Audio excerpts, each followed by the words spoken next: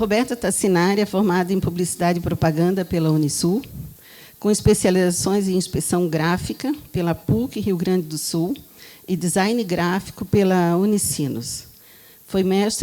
É mestre em artes visuais pela UDESC, eu ia dizer que foi minha aluna.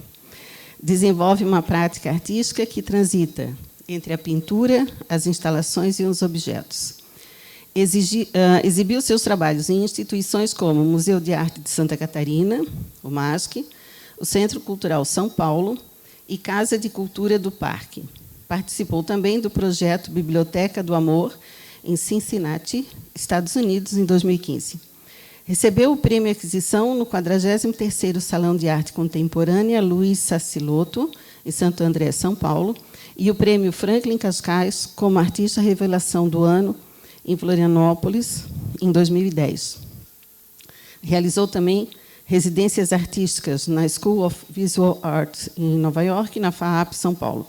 Também em São Paulo, fundou o estúdio Roberta Tassinari, espaço híbrido que abriga seu ateliê e promove encontros intimistas com o público, aproximando a arte da vida cotidiana.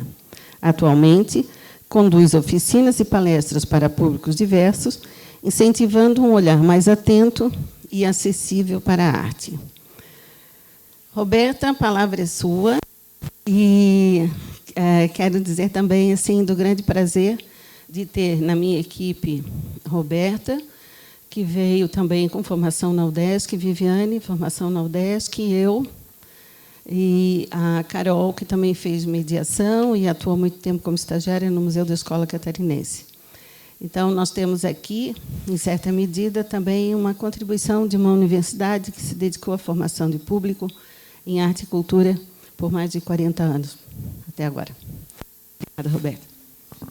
Boa tarde, gente. Como a Sandra falou, eu fiquei emocionada de ver uma fila na porta. Gente, a fila até o elevador. Eu falei, Marcela, que a nossa social media filma isso, porque, a partir disso, que as pessoas vão ver que os nossos eventos, de fato, estão enchendo. E a importância de se inscreverem, né, nos ajuda também a organizar a casa para receber vocês da melhor forma. Antes de começar a minha palestra, eu quero contar para vocês o porquê que eu escolhi esse título. O que olhar numa pintura. E, para isso, eu preciso contar um pouquinho da minha história. Eu tenho formação em publicidade, né, como a Sandra falou, então eu não vim originalmente da arte, a minha graduação não é originalmente arte.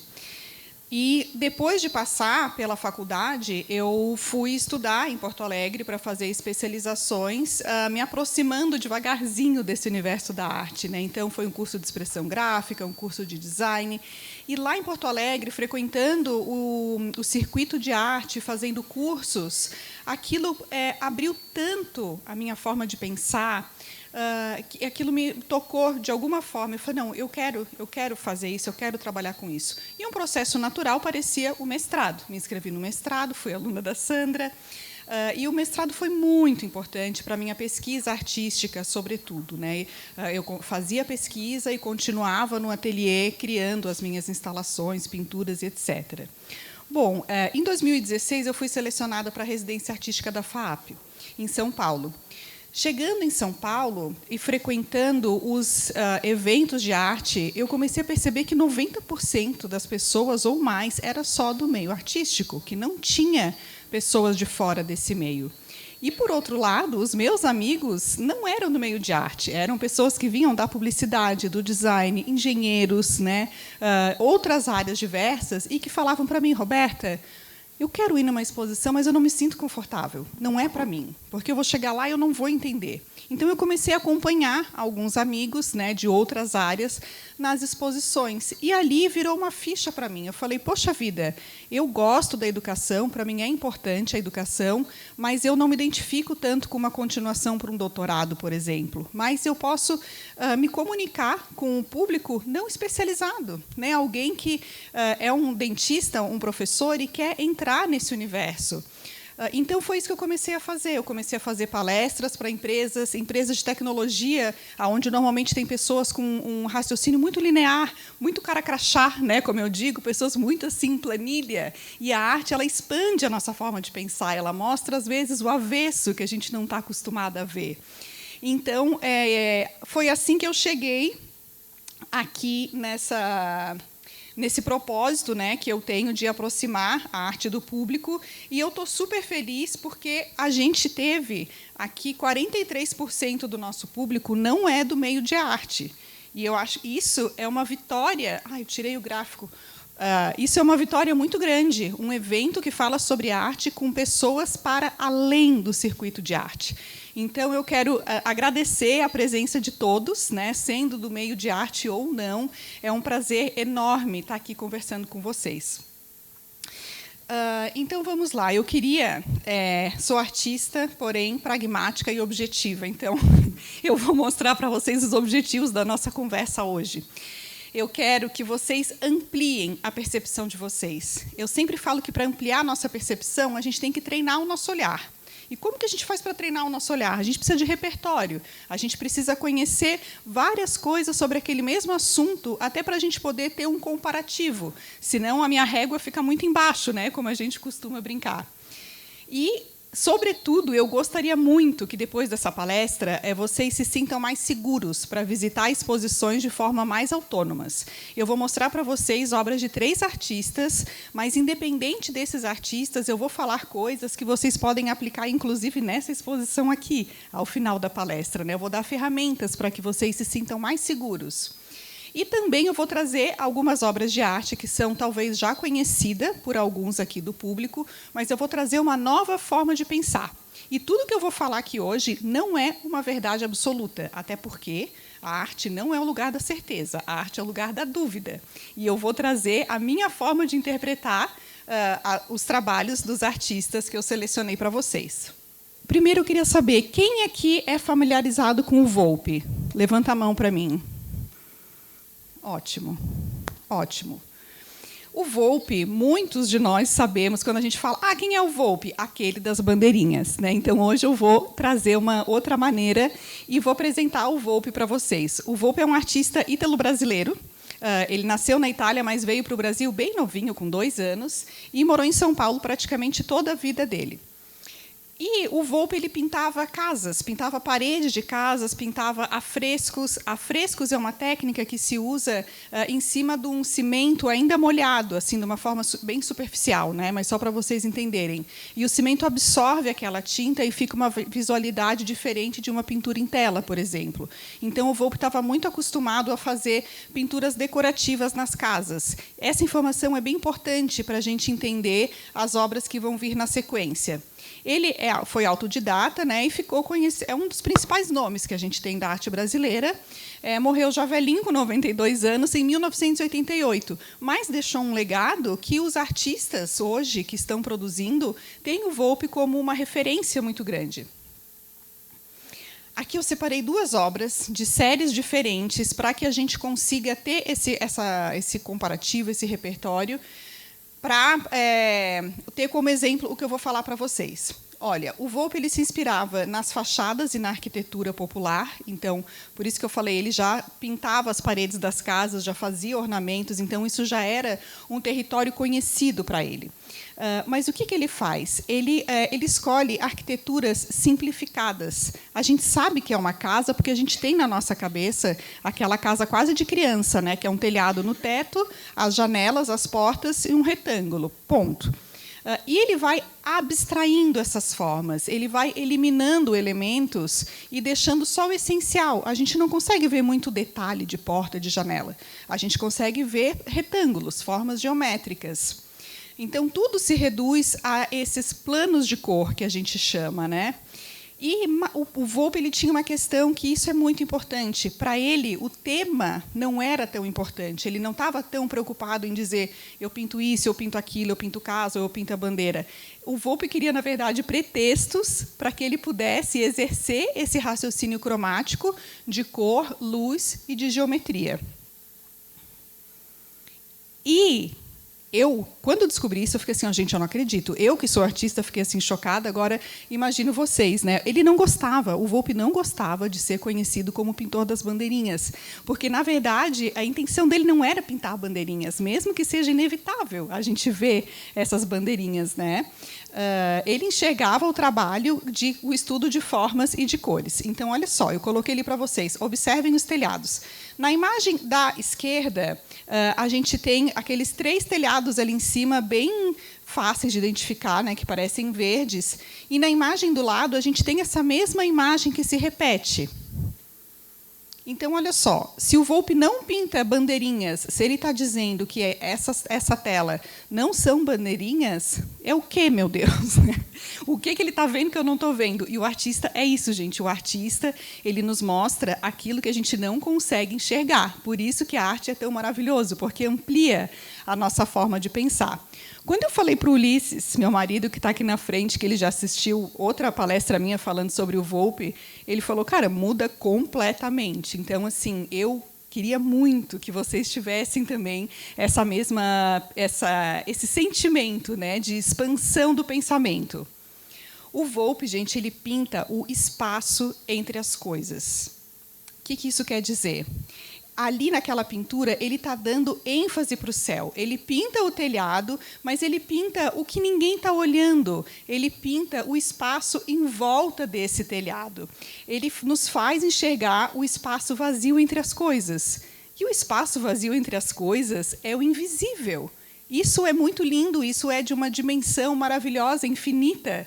Ele consegue pintar, ele trazer em cores aquilo que não é visível, que não é tangível. Então, para mim, assim, o meu olhar para a arte e para a vida, depois de observar as obras dele, fica muito mais interessante, porque a gente começa a perceber as coisas de uma forma ampliada. E aqui eu coloquei, bom, então, mas se ele faz isso, o que ele quer com isso, né? Qual que é o objetivo dele? O Volpi, ele nos convida a desacelerar e olhar de uma outra maneira. Esse é o grande aprendizado da obra do Volpi para mim. Ele tem o foco nessa experiência sensível de cor, ritmo e equilíbrio. E tanto é que ele tem, durante a vida dele, ele faz muitas obras que se repetem, os temas se repetem, as cores se repetem, porque ele está interessado nessas pequenas variações que vão dando a graça para a pintura. E ele revela o que tem além da imagem. Mas o que tem além da imagem que eu não consigo ver? Eu estou vendo, tudo bem, são telhados, é o espaço em volta dos telhados, mas o que mais que eu olho numa pintura, né, para voltar para o título da nossa palestra? Então, aqui eu coloquei para vocês, eu comecei com o primeiro, que é o meu item preferido. Quando eu chego numa exposição, a primeira coisa que eu faço quando vou olhar um quadro, e é essa a sugestão que eu dou para vocês, é observar a fatura. A fatura é o tipo de pincelada e a maneira como a tinta é aplicada sobre a superfície. Por exemplo, se é muita tinta, se é pouca tinta, se a gente vê a marca do pincel, se não vê, se é um gesto lento, rápido, curto, longo, repetitivo. E isso tudo revela a gestualidade e o processo do artista. É quase como se a gente consegue ver o artista pintando aquela tela, a gente consegue imaginar minimamente. Então, eu trouxe aqui um exemplo do Volpi pintando. E o Volpi, ele usa uma técnica, que essa é a segunda dica que eu vou dar para vocês. Vejam a ficha técnica. Aqui na galeria, a gente tem uma folha onde tem informação técnica de todas as pinturas. Isso é muito importante para vocês se aproximarem da pintura também. O Volpi, ele usava uma técnica que se chama tempera-ovo. Essa técnica é o seguinte, separa a clara da gema, pega a gema e tira aquela película que tem em volta, usa só o conteúdo de dentro. Pinga ali umas gotinhas de água destilada para não criar mofo e coloca pigmento em pó. Mistura e está feita a tinta. Bem rudimentar, bem básico, mas isso é a forma como o Volpi criava a pintura dele. Só que o ovo, gente, ele seca muito rápido. Ele não é como uma tinta a óleo, por exemplo, que pode ser uma pincelada longa, que a tinta não termina no pincel.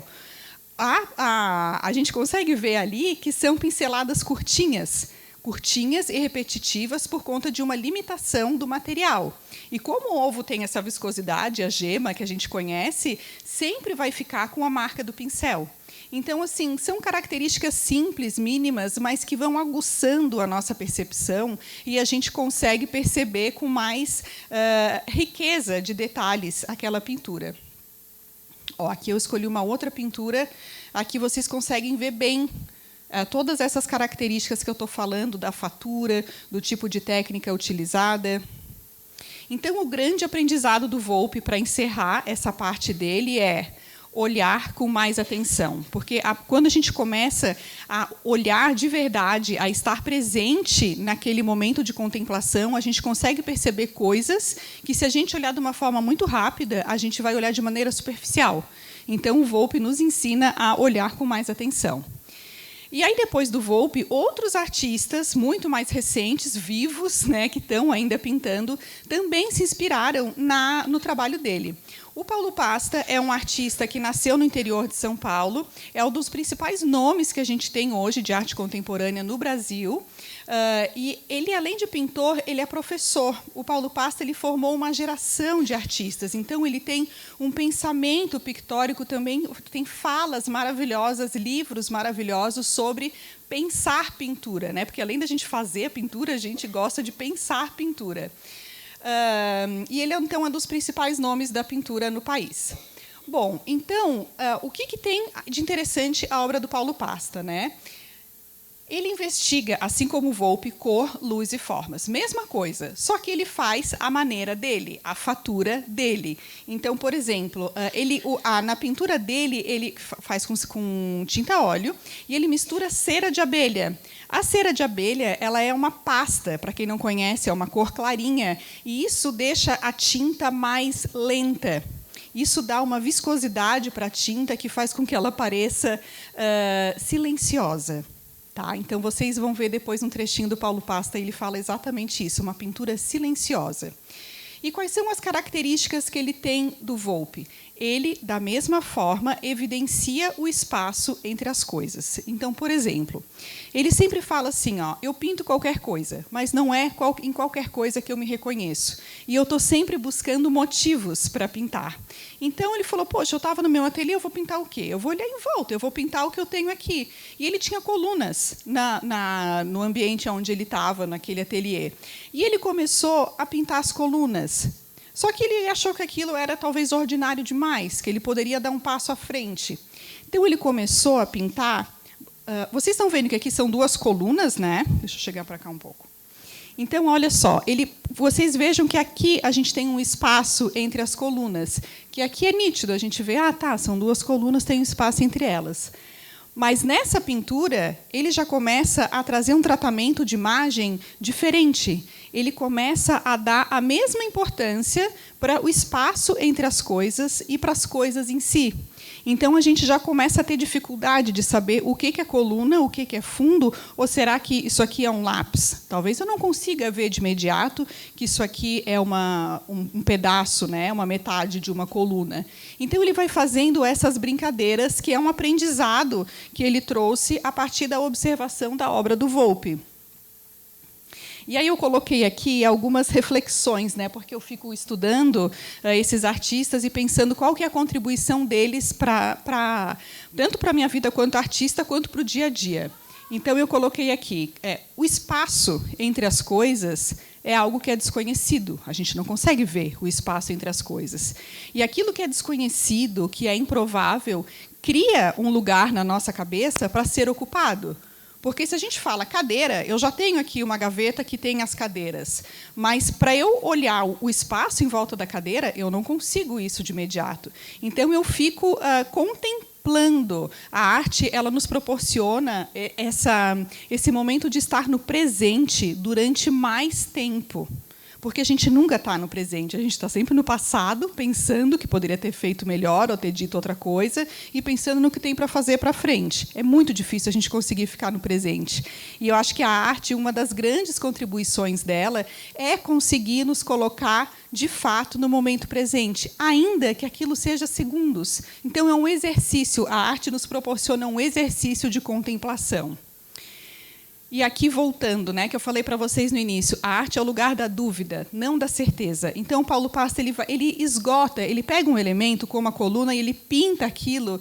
Ele fala, eu pinto, eu vou desdobrando aquilo de forma que ele se torne meu, só meu. Aquilo é uma identidade minha, né, é a forma como eu me reconheço. Ele busca sempre a síntese da síntese.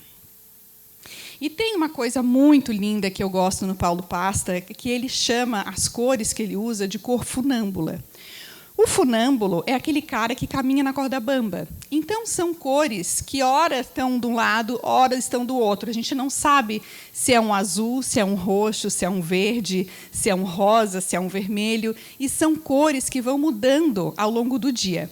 Outro dia que eu conversei com um colecionador aqui em Florianópolis, doutor Ilmar, e ele falou para mim assim, eu me interesso por aquele tipo de obra de arte que me traz algum tipo de surpresa, de inquietação, alguma coisa que vá me surpreender. Aí ele deu o exemplo de alguns artistas, aí ele falou, mesmo o Paulo Pasta, que é uma pintura que a gente poderia dizer geométrica, talvez previsível, mas não, porque essas cores elas mudam ao longo do dia. A cor, a gente tem um autor, um artista, que é o Joseph Albers, que ele fala a cor é algo em relação. Então, a cor muda com a luz ao longo do dia. De manhã, aquele quadro ele tem uma relação de cor. À noite, com a iluminação artificial, é outra. E isso muda, inclusive, de verão, inverno, outono, durante as estações. A gente vai tendo cores diferentes se a gente estiver com a nossa percepção bem treinada, né? E aqui eu trouxe essa outra série do Paulo Pasta, que, olha só, ele pinta, nessa série, ele começa a pintar as vigas da arquitetura, né? Que tem, às vezes, uma viga vertical, uma viga horizontal. E ele começa a brincar com essas vigas até que elas se transformam em cruzes. E aí ele começa a mesclar os elementos da cruz, tanto vertical quanto horizontal, com o fundo dessa pintura. Então, de novo, ele dá tanta importância para o espaço entre as coisas do que para as coisas em si. E essa é a grande graça do trabalho dele. E ele faz uma infinidade de pinturas a partir dessa investigação desses elementos. O espaço entre as coisas começa a ser mais importante do que as coisas em si. O terceiro item é o seguinte, é o modo de observação de uma pintura, que é a contemplação. Uma pintura ela é feita, ou ela deveria ser feita, para ser observada de perto e de longe. A gente se aproxima de uma pintura para ver a materialidade, para ver o detalhe, para ver a textura daquela pintura, as camadas, do que é feito. E a gente vai se afastando para conseguir observar toda aquela composição, a imagem como um todo. Quando a gente está nesse processo, atento, presente, onde a gente está olhando a pintura de perto e a gente vai se afastando, é um momento mágico. Tem um artista, que é o Vicky Muniz, que ele fala o seguinte, esse é o momento onde os sons estão se transformando em música, onde o detalhe, a fatura da pintura vai ganhando um corpo, que aquilo a gente consegue se surpreender com aqueles pequenos detalhes, que, ao se afastar, vão ganhando uma dimensão maior ainda. E aí o Paulo Pasta fala o seguinte, tem um vídeo no YouTube, gente, e se vocês assistirem, vocês vão dizer que eu imitei igualzinho, porque ele é humilde, tranquilo, sabe? Ele fala da pintura dele assim com muito modesto. Ele fala o seguinte: eu gostaria que a minha pintura tivesse a possibilidade de transcender alguma coisa, que, olhando para ela, você pudesse, através da cor e da forma, ter uma experiência diferente dessa, comum, ordinária, cotidiana. É isso que eu busco com a minha pintura. Então, assim, parece uma coisa muito simples, né? E é maravilhoso, porque quando a gente acessa o trabalho dele, é exatamente isso que ele faz, e isso é muito, na verdade, isso é muito, por isso que ele é um dos maiores pintores brasileiros. Aqui eu coloquei algumas fotos do ateliê, que eu acho que é sempre mágico quando a gente consegue acessar um pouquinho. Eu tive no ateliê do Paulo Pasta, logo que eu fui morar em São Paulo, meu plano era ficar 3 meses na residência. E aí eu tinha deixado aqui meus pais, meu marido e o cachorro. Eu falei, gente, eu não tenho tempo a perder. Eu vou começar visitando meus ídolos. Quem é o primeiro? Paulo Pasta. Vou lá. Mandei uma mensagem para ele. Oi, Paulo, tudo bem? Meu nome é Roberta. Eu sou de Floripa, moro aqui, te estudo, tal. Posso visitar teu ateliê? Pode. Aí ele me recebeu, eu fui lá com uma listinha cheia de perguntas e foi um momento assim de muita satisfação, assim, até de nervosismo, né? E aí aqui eu coloquei algumas reflexões também para a gente pensar juntos, né? Que eu acho que a arte ela nos convida a gente se colocar no lugar de aprendiz. Quando a gente se coloca nesse lugar, a gente questiona as nossas certezas, a gente percebe, né, mais ainda, que não tem verdade absoluta. E ela ajuda, a arte ajuda a desenvolver a nossa percepção. Isso não sou eu que estou dizendo, gente. Isso é fato, né? O olho é um músculo. A gente precisa treinar o nosso olhar a partir de referências maravilhosas. E a gente consegue perceber, por exemplo, a partir da obra do Volpi, a gente começa a olhar as coisas sobre um outro ponto de vista. E quando a gente tem o hábito de apreciar a arte e de pensar sobre arte, o nosso olhar para a vida fica mais generoso, fica mais ampliado. E o Paulo Pasta fala o seguinte: olhar para a paisagem ajuda a entender a pintura. Tudo bem, isso é maravilhoso, eu concordo, só que eu acho que o oposto é tão verdadeiro quanto. Olhar para a pintura ajuda a sentir a paisagem. Porque quantas vezes a gente olha e fala, nossa, parece um trabalho do Constable, parece Monet, parece as Ninféias, parece isso, parece aquilo, porque a gente já tem um repertório visual de artistas na nossa cabeça e a gente começa a perceber nuances na paisagem que a gente não percebia se a gente não tivesse observado a obra daquele artista. Então, isso, para mim, é muito importante, e essa frase não é minha, mas eu gosto muito dela. O artista nos mostra aquilo que a gente não consegue ver. E depois que a gente vê uma coisa, a gente não consegue mais desver, né? Então, a arte tem esse poder de revelar as coisas para a gente. E a última artista que eu trouxe para vocês é a Shizue Sakamoto, que foi aluna do Paulo Pasta. Então, eu busquei um recorte bem específico para vocês verem como que esse raciocínio de cor e luz e formas vai se desdobrando. Olha só que coisa mais linda essas pinturas, gente. É incrível, né? E ela, assim, é o reflexo. O que eu acho mais lindo é a oportunidade da gente conhecer o artista e o seu trabalho e ver como, de fato, o artista ele se coloca em cada trabalho que ele faz, né? Tem um pedacinho dele em cada trabalho. E ela foi aluna do Paulo Pasta, né? Então ela herdou esse apreço pela cor, pelo silêncio. Conversar com ela, assim, é um silêncio. E eu tive também no ateliê dela recentemente, eu fui entrevistá-la para uma revista que eu estou fazendo, é um projeto futuro, e eu pensei, mas vai render essa entrevista? Porque as respostas dela são muito sucintas, mas são sucintas com uma poesia que é maravilhoso. Eu vou trazer para vocês algumas frases. E ela é uma artista que está em ascensão, diferente do Paulo Pasta, que já é o artista mais conhecido no Brasil, talvez um dos, né? Nunca tem um só. Mas a Shizue ela está ganhando espaços. Então, olha que coisa linda essa pintura, esse degradê. E aqui, o que eu falei para vocês sobre a fatura, por exemplo, aqui a gente não vê marca de pincel nenhuma, né? É completamente diferente. E ela, quando eu falei, Shizue, vou fazer uma palestra sobre o teu trabalho, será que tu tem algum material assim que eu posso olhar para complementar? Ela falou, claro, eu vou te mandar um dossiê. Gente, um dossiê, eu pensei, vai vir páginas, né? Nossa, que luxo ter acesso a esse material. Aí ela me mandou esse texto, que são 3 linhas no Word. Eu li, eu falei assim, mas é totalmente coerente, né? Eu achei tão maravilhoso, porque se ela é toda trabalhada na síntese, né? Aqui ela consegue também sintetizar no que consiste o trabalho dela. Então, o que eu mais gosto é que ela fala sobre a transitoriedade na relação entre as cores, né? Entre a pintura e o observador. Um olhar distante da celeridade. Então, ela pede pausa, ela pede calma, ela pede silêncio, contemplação, tudo isso que a gente tem dificuldade, né, de fazer, porque a gente está sempre correndo.